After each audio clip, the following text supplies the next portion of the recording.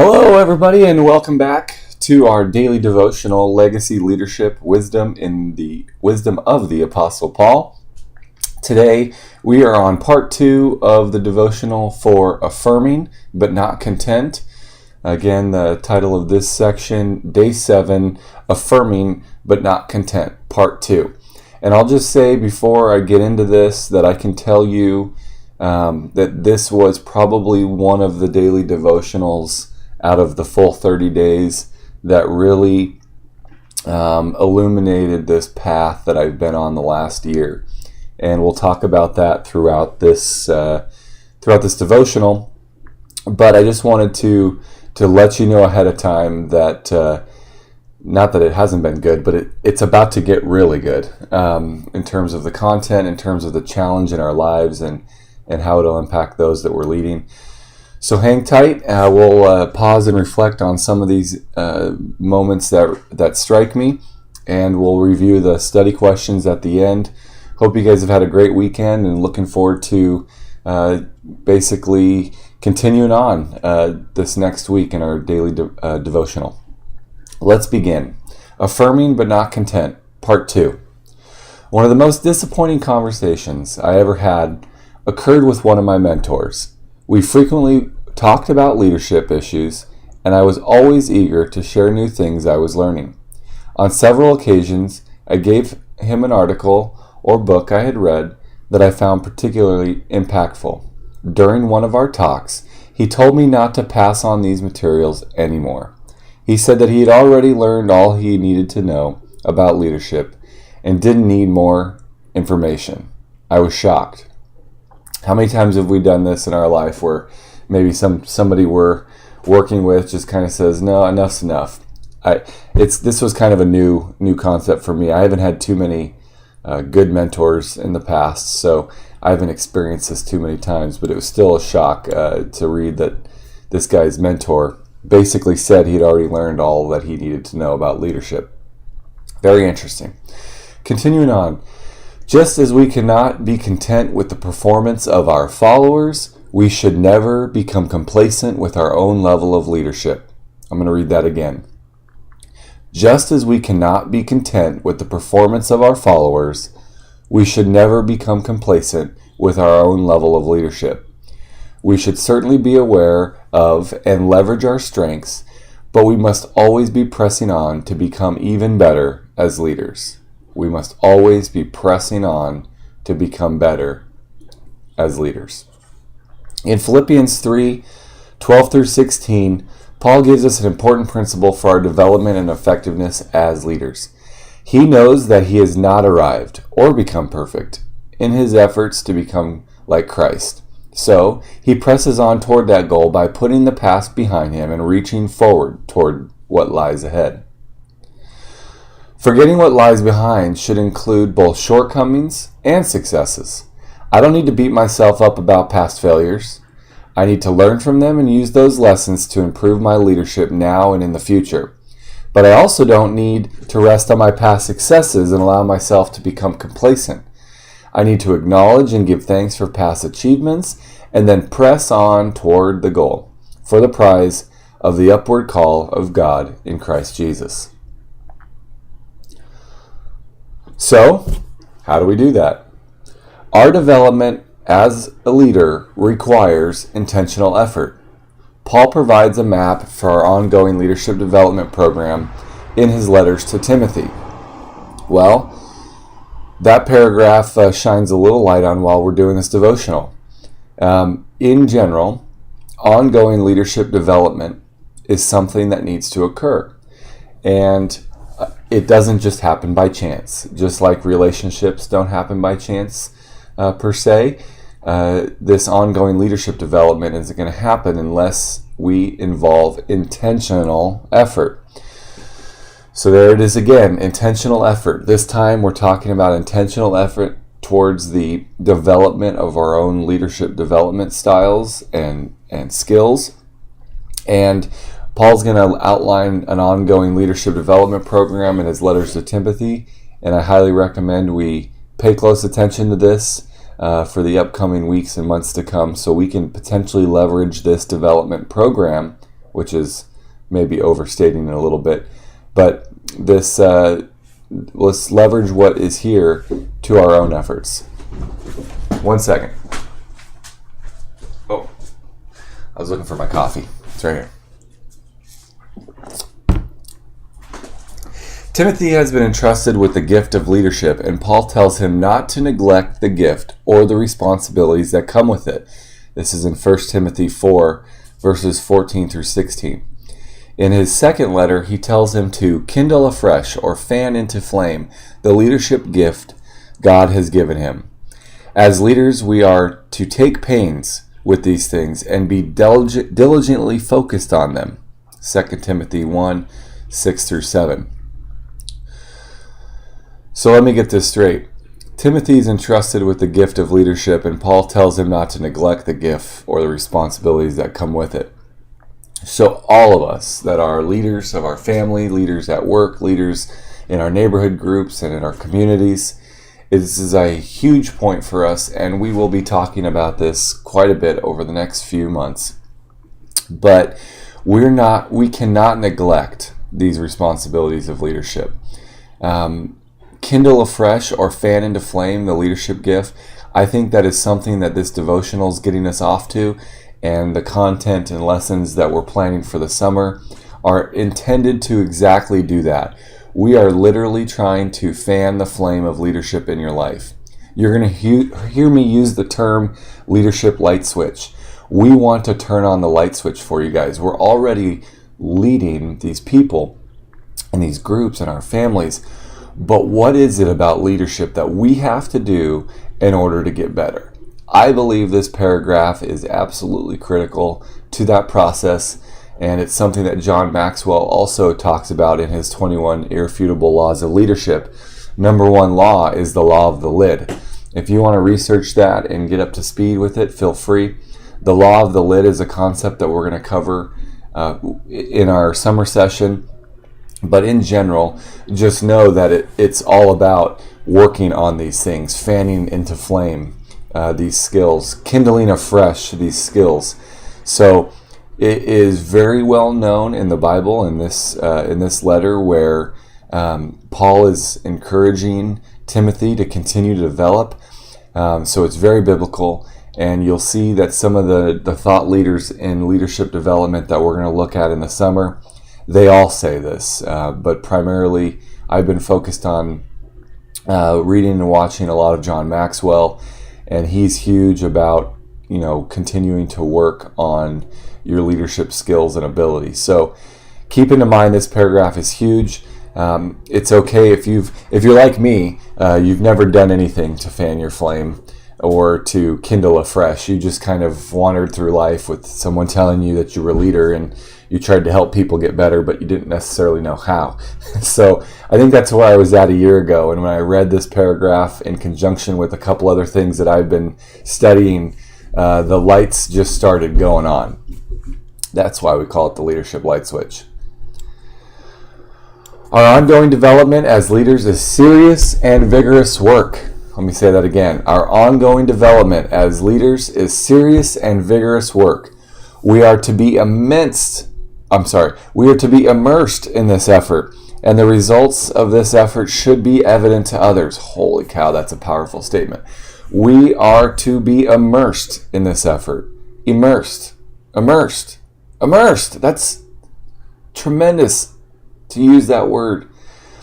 We're to be immersed in this leadership development effort, and the results of this effort should be evident to others. But this effort is not aimed at merely external appearances. It also includes our emotions and our attitudes. And Paul tells Timothy to pay close attention to himself and his teaching. Finally, he tells him to persevere in these things. Essentially, he tells Timothy to keep on going, keep it on in his development of growth as a leader. Keep it on in your development and growth as a leader. What a fantastic paragraph. I want to break down a couple things here. So we know this is going to be serious and vigorous work. Okay, well, take a step back. I think we have to ask ourselves, are we ready? Are we prepared? Are we willing take this serious and put in the work that it takes. Generally, most of us aren't going to work every day and spending 4 to 6 hours a day on leadership development as our job. That's just not what we do. A lot of us are leading other people at our jobs. So keep in mind that not only can you must disallow complacency amongst your followers, but you personally must not get complacent in thinking that A, you know it all, or B, perhaps there's nothing you need to work on. This leadership thing, it just comes naturally, and leadership is just whatever your natural ability is to influence people. That's not true. It requires serious and vigorous work, and you can get better and make a difference and make an impact in those lives that you lead. So serious and vigorous work that we are to be immersed in. So this isn't something that we do fledgling throughout the week or months. We do it intentionally. We do it daily or weekly perhaps, but we also have a plan. So I have a reading list that I'm working on that's part of my life mission plan, and my intentionality of reading this material so that I could discuss it with other leaders is part of my development plan. But I'm immersing myself in this information. I'm immersing myself in the thought leaders in the leadership space. It's not uncommon for us to flip on the Google Chromecast in the nighttime, and instead of turning on Netflix or Hulu, we turn on YouTube, and we may watch some sort of a leadership talk from Craig Groeschel or John Maxwell or Bill Hybels or one of those great folks that are speaking in this space. And my wife may be Facebooking next to me on the couch, but she knows that I'm taking this content in, and whether or not she knows it, she's picking it up too, because she's hearing what they're saying. There's been some times also where she specifically has stopped what she's doing and paid attention. So I believe being immersed in the effort will be noticeable by people those folks around you. So it's very clear to my wife. She knows that I'm studying this stuff. She knows I'm trying to raise my effectiveness as a leader. So that's how I believe. I know that I'm being intentional. I'm being immersed. I'm being serious, because those who are around me, close around me, they can see some of the changes I've been making. They can see my emotion and my passion has changed about this subject over the last year, and my attitude has certainly honed in on doing what we can to improve these skills. So I believe these things are definitely noticeable on the outside. And just like Paul tells Timothy, I want to encourage each and every one of you to recognize this Day 7 devotional as one of the turning points in your leadership life. I want you to remember the day where you read how much work it was to be a good leader, and where you read that you needed to be immersed in the ongoing reading and developing of yourself, and working with mentors to constantly improve your skills and develop your effectiveness as a leader. So keep on keeping on, guys. This is only day 7 of our journey, and so I hope this is encouraging to let you know that you're already doing it. If you're part of this devotional with us, you've already started the work of immersing yourself, and I think we're on a great track here. So hang tight with us over this next 3 weeks as we continue on. Let's look at these reflection questions and how we can apply this today. Number 1, when a leader gets better, everyone gets better. What is your plan for improving your leadership? Whoa, wow. The first part of that is something you're going to probably hear me say, or other teachers, in our content that we'll be pulling in. You're going to hear this said more than one time. When a leader gets better, everyone gets better. When the leader fails, everyone fails. It goes hand in hand. When a leader gets better, everyone gets better. What is your plan for improving your leadership? What is your plan? So if you have the life mission plan, you have some goals on there, throw a goal down for weekly leadership development. Put a goal on there for 12 leadership books that you can read over the course of the next year. Basically, just like we started talking about the life mission plan and the intentional influence through the context of a relationship, the first thing that we did is we talked about our sphere of influence. Now you're really looking inwards at leading yourself and developing yourself. And so you have to have a plan. This is the probably one of the top reasons why that life mission plan has been so effective for me, is because there's a list of things there that I need to be doing throughout the year to immerse myself in leadership development, to put in the hours, to put in the vigorous and hard work. My good friend Richard Mendez, you just completed an overnight run of some crazy number of miles, 4 or 5 hours of running in the dark. I think something in the 30-mile range. I'm not sure, man. I can't remember. I just know that I looked at it and I freaked out. So anyways, I'm just thinking about your running situation and how you've been able to crank out these miles over the year, Richard. There's no way you started running 20 miles at a time without a plan, dude. This is exactly a perfect metaphor. When you have a marathon to run, I think it's 26 miles, right? Something like that. You don't just step out of your front door and start to run 26 miles. No way. You sign up for a 5K, and then you go run around and you get a mile in, and you get a couple miles in. Next thing you know, you're timing your 3-mile or your 5K time, and you're trained. You're training for that 5K. Next thing you know, you're signed up for a 10K, and you're building up. You're planning to grow. You're putting in the hours. You're immersed in running. This is the type of intentional effort that's required in leadership development. So Richard, just like you have put in tons of time and effort into becoming a better runner, I would challenge us all to put in the time and effort to become a better leader. But it starts with having a plan. So reflect on that this week. It's probably one of the most important things you can do in your leadership journey. Number 2, where have you become complacent in your leadership? Where have you become complacent in your leadership? Number 3, what shortcomings do you need to leave behind? Number 4, what successes do you need to leave behind so that you can press on towards the goal? I think sometimes we see the win up on the scoreboard and we just want to mail it in, kick the feet up on the sideline. But in this case, we have a lot more work to do. So what successes do you need to leave behind so that you can press on towards the goal? I don't think that we dismiss wins. In fact, we celebrate the win and then we press on towards the goal. Lastly, who can you encourage to be absorbed in and take pains with your development as a leader? Who can encourage you to be absorbed in and take pains with your development as a leader? I highly recommend this as well. I want to be that guy for you if you're willing. If you are 7 days in, if you listen or read this devotional today, and maybe you look in the mirror and say, well, I've done absolutely nothing to develop myself as a leader, or perhaps maybe it's been spotty over the years, or just inconsistent.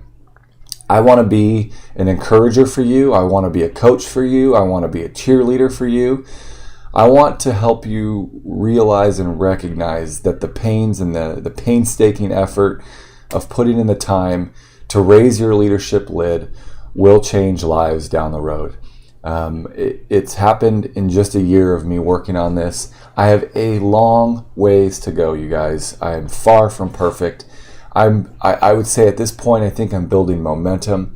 I don't think I'll ever say that I have arrived when it comes to this stuff. I mean, after watching some of the pros in this leadership development space over the last year, I probably have 30 years of learning just to catch up with what's already on YouTube and what's already been taught. So I want to encourage you guys. The word pain, and there's been some kind of negative words that comes into this development process of getting better as a leader. I'd say the pain is the sacrifice, taking the extra time, getting up early, staying up late, turning on YouTube and watching something instead of turning on Hulu or Netflix and just zoning out for an hour or whatever. but basically absorbing content that can help you in your leadership. I want to encourage you to do that, guys and gals. I want to encourage you to get better each and every day, whether it's so that you can lead your kids better, maybe it's so you can lead your boss better, maybe it's so you can lead your coworkers better, or maybe it's just it's all of those things, and lead your neighborhood group better. Whatever I can do to help, that's what I want to do. And the first thing I believe is helping you all start with a plan to work on your leadership development. Over the next week, I'm going to start floating out some bonus content. I'm not going to make a big deal out of it. I'm not requiring any of this stuff to be done. I am simply giving you some of the tools in the toolbox, pointing out some of the obvious things in these devotionals, and then hopefully, like I said, encouraging you guys to get a plan. So I'm going to be distributing some extra credit content that you can start taking in on your own. And I wanted to really encourage you guys, keep up on the devotional this week. I'm excited to see you all throughout the week. And although this is day 7 coming to you on Monday, I will also give you day 8 for Monday a little bit later in the day. As usual, I just ran out of steam on Sunday, even though this was probably one of my favorite devotionals. I didn't want to completely just do it halfway last night while I was barely awake on the couch.